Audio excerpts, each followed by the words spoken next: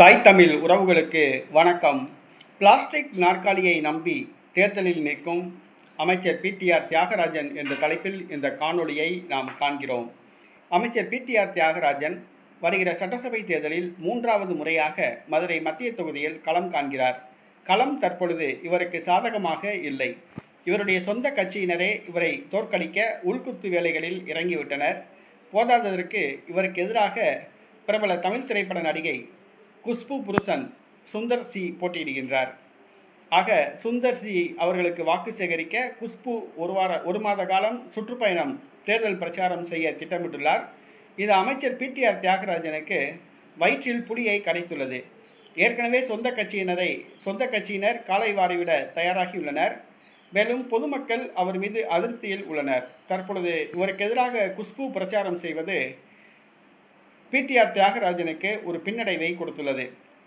கடந்த முறை தமிழ்நாட்டில் உள்ள வேட்பாளர்களிலேயே திமுக வேட்பாளர்களிலேயே ஓட்டுக்கு காசு கொடுக்காமல் வெற்றி பெற்ற ஒரே வேட்பாளர் நான் தான் என்று மாறுதட்டி கொண்ட இந்த பிடிஆர் தியாகராஜன் தற்பொழுது வாக்காளர்களுக்கு பரிசு பொருட்கள் அன்பளிப்புகள் வழங்க தயாராகிவிட்டார்.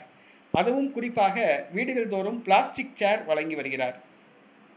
மதுரை மத்திய தொகுதி வடக்கு மாசி வீதி மேல மாசி வீதி சந்திப்பு 55வது வார்டில் நேற்றைய தினம் இரவு முழுவதும் 3500 பிளாஸ்டிக் நாற்காலிகளை அமைச்சர் பிடிஆர் தியாகராஜன் வழங்கினார். மீதி பதுக்கி வைக்கப்பட்டிருந்த நாற்காலிகள் நாம் தமிழர் கட்சி தொண்டர்களால் முற்றுகையிட்டு பறிமுதல் செய்யப்பட்டு ஒப்படைக்கப்பட்டன.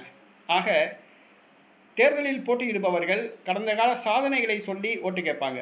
நான் இந்த 10 வருஷமாக மத்திய தொகுதியில் எம்எல்ஏவாக இருக்கேன், உங்களுடைய பகுதிக்கு குடிநீர் வசதி செஞ்சு கொடுத்துருக்கேன், சாக்கடை வசதி செஞ்சு கொடுத்துருக்கேன், பாதாள சாக்கடை வசதி செஞ்சு கொடுத்துருக்கேன், கொசு மருந்து அளிச்சிருக்கேன், உங்களுக்கு சமுதாய கூடம் கட்டி கொடுத்துருக்கேன், குண்டும் குழியும் இல்லாத தரமான சாலைகள் அமைச்சு கொடுத்துருக்கேன், தொழில் வளர்ச்சிக்கு பண்ணியிருக்கேன், ஏதாவது தங்கள் செய்த சாதனையை சொல்லி ஓட்டு கேட்பாங்க.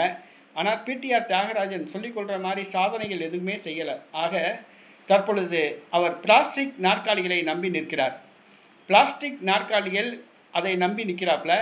வீடுகள் தோறும் பிளாஸ்டிக் நாற்காலி கொடுத்தால் தான் வெற்றி பெற்று விடலாம் என நம்புகிறார். ஆக தற்பொழுது பிளாஸ்டிக் நாற்காலியை நம்பி தேர்தலை நிற்கிறார் பிடிஆர் தியாகராஜன்.